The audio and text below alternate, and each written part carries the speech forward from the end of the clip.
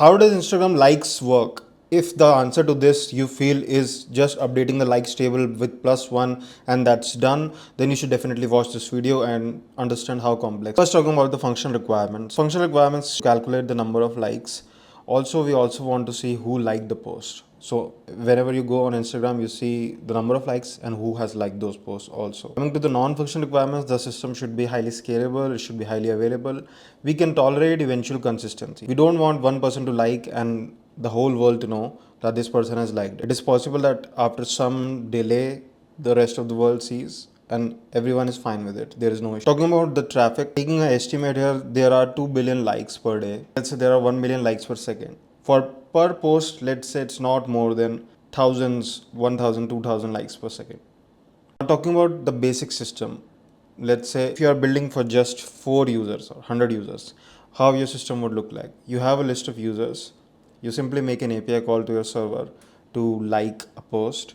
The server then increments this like in a like counter in the database, and that's it. Your job is done. What tables would be there in this kind of system, which is just catering to, let's say, hundreds of users? So we would have a post table. The post table will have a post ID, some other fields, whatever it has. It will have likes to keep the counter of how many likes have happened, and the list of user IDs who have liked this post. Now, what's the problem with keeping this list of user IDs in this post? Now, this will work fine for 100 users, but as the users grow to millions, the list can become extremely big. So, what's the solution here? So, in this case, there are two approaches. First approach is to keep who liked in the users table. So, instead of keeping the likes in the post table, we keep what user liked what post, assuming that one user cannot like huge amount of posts, and we can keep deleting the old posts which the user deleted. But is this system scalable? So let's say simple use case, if we had this kind of system in which users has the like posts and we want to display who liked the particular post. So in that case, we will have to search, we would have to do a search over the users table and find the users where a particular post ID is in the like post.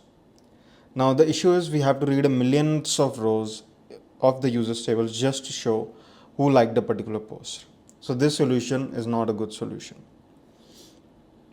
So what's the actual solution? So actual solution is just keeping a separate table which is called likes. This likes table will have a user ID and a post ID and some other details which you want to keep. This will basically tell that this user has liked this post. And in this, you can simply create an index on the post ID field that will help you in the post ID on the post ID field, and you can simply do a count star from likes where a post ID is equal to that, and you can get the number of likes also, and you can get the users who like that post by simply doing a select user ID from this table. But is this solution foolproof? The answer is no, because just to calculate the number of likes, we have to read the complete table.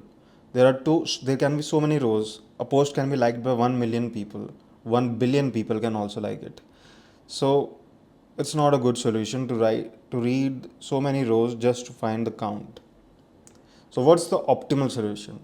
So the most optimal solution is we do two things. We keep this likes table just to show just to keep a track record of who has liked a particular post. But we also keep a counter in the post table, which will tell us how many likes are there on a particular post. So now what the solution looks like is that it makes an API call to like a particular post. The server updates the post table.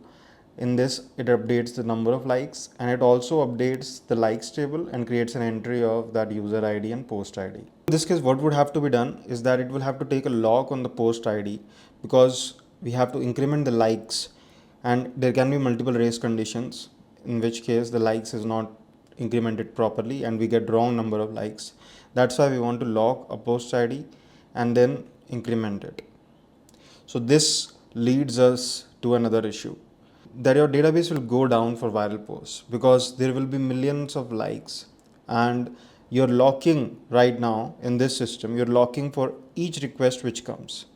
So that tells you, so even though our database got sorted the way we are storing it, but the way we are updating it is not scalable. So now we have to update this part. What's the fix? The fix directly comes to your mind is to batch the updates. Instead of locking the post for each like, we batch these updates and then update your post for the number of likes. And we also make a batched call to the likes table to write the rows, which is always better than simply writing single rows. It is always better to write a batch of rows. So that's where comes in Kafka. So basically between the server and database, you need something to buffer these likes together and then post and then update your database. And that's why we are making use of Kafka. Why we are making use of Kafka? Because Kafka works like a write ahead log. You can simply, the likes can keep on coming and it can keep writing in a form of write ahead log. The second biggest advantage of using Kafka and the most important reason of using it here, provides a high throughput. And by how does it provide a high throughput, I've created a complete video on how Kafka functions. You can check it out. Now, what will happen? Now, how the solution will look like. The likes are coming for a particular post and it is being written to this Kafka cluster. Now we have to aggregate these likes per post and then update the database. How do we do that? For that, we make use of Flink jobs. It is a system to basically perform these kind of aggregations and it has a great support for Kafka. You can assume that it is a stream processing system which can perform some actions on these streams at a high load and basically does the job which we want.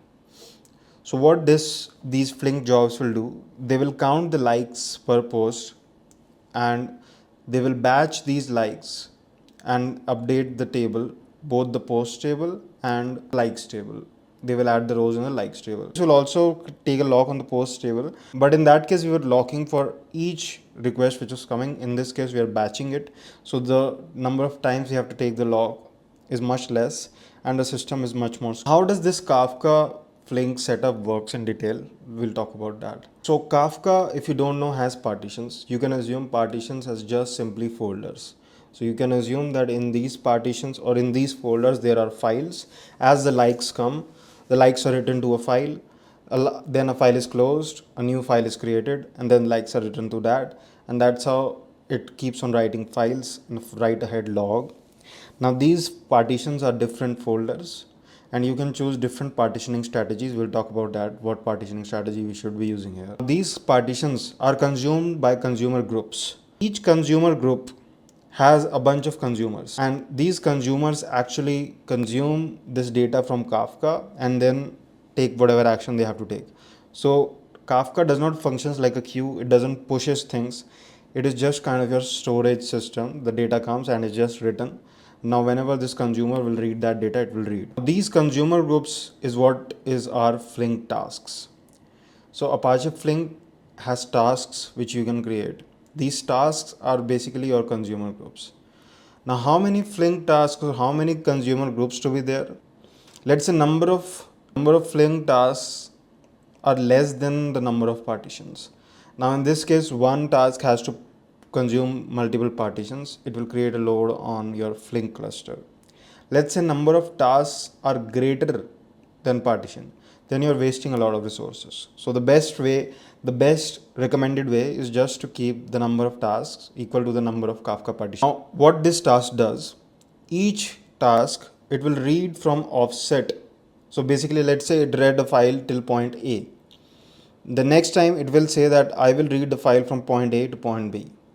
It will do the work which is aggregating these likes and it will then update the DB.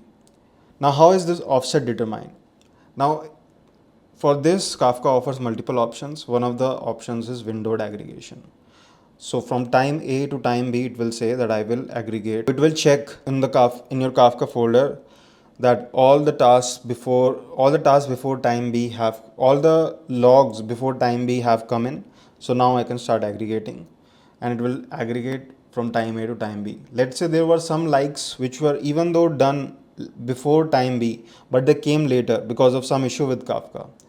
The issue is that those likes will be lost. So it is also possible that the number of likes which you see on a post, they are not completely accurate, and that is fine because no one cares about 10 likes when the total number of likes are in millions. So Flink waits till time B has passed and then it aggregates from time A to time B. Now Flink also creates its own checkpoints internally that it has already processed this data till time B. So let's say that Flink cluster goes down. In that case, it will be able to easily read its checkpoint where it had processed the likes, and then it will simply update the post table. You don't have to worry about dual counting or something. Flink provides this idempotency itself. It automatically checks that if it has processed this data or not and has finally completed the task or not. What does it use for checkpoint? It can use any storage, for example, AWS S3. Detailed breakdown of how Apache Flink works, I'll take it in some other video. So this was your basic write path. Now we haven't discussed the partitioning strategy. So the partitioning strategy, as you can think of it easily, you can use the post IDs as the partitioning strategies. I'm not saying that each post will have its own partition, but basically you can calculate some hash on this post ID and keep partitions that from hash A to hash B, all the posts will be in this partition, all the posts. So that, and from hash B to C, it will be in the second partition. So on the basis of post ID, you can create these partitions. The other way can be you create it on the basis of user ID, that is the person who posted, but that can cause hotspotting issues because let's say there is a viral creator and their posts always go viral, so their partition will always be have a lot of likes and their consumer will always be overwhelmed. So partitioning by post ID is the best solution which we have here. Now this was your write path, how the number of likes are updated. Now let's talk about the read path. Now you might think the read path is basically very simple. User will make a call to your server will call your DB to get the number of likes from the post table and the people who have liked from the likes table, and that's it, your job is done. But what's the issue? Let's say there was a post by a celebrity and millions of people came to the same celebrity post and asked for this same data. Millions of people are asking the DB for the same row, and now that row becomes a hot partition. That will bring your DB down. No one will be able to see this post. This was an actual issue which Instagram faced when it launched. So what's the solution for this? So two solutions which come to your mind is you add read replicas or you add. So always remember this rule that if you want some data which is frequently accessed, same data which is being accessed frequently, then always use caching. If you want data to perform some queries on that data, even though the queries are reading the same data, but the way they are reading it or the type of workload is different all the times, in that case choose read replicas. So this scenario is simply reading likes, which is a very repeatable scenario. In this case, we have to add caching. So now what will happen is that there will be a cache. Now all the requests will come to this cache. Let's say even this cache didn't have data and it automatically routed these requests again to the database. We have to prevent that also. This situation is called thundering herd. So we have to prevent this. How do we prevent this? Using a technique called request coalescing. So what request coalescing does is that all the requests as they come to this cache, they will wait and only one request will go to the DB. That request will fetch the data and all the requests will wait until the data has come, and then they will use the data which has come into the cache directly. They will not make the call to DB. This prevents the millions of calls to the database. So now you have the read also sorted. But what type of cache do we need here? Do we need a write through cache? Do we need a write back cache? Do we need a write around cache? So I want you guys to tell me the solution of what caching strategies will you use. And if you're not able to guess it, then I'll create another video on different caching strategies and when to use them. Hope this video was useful. I would love to know your reviews. Leave them in the comments.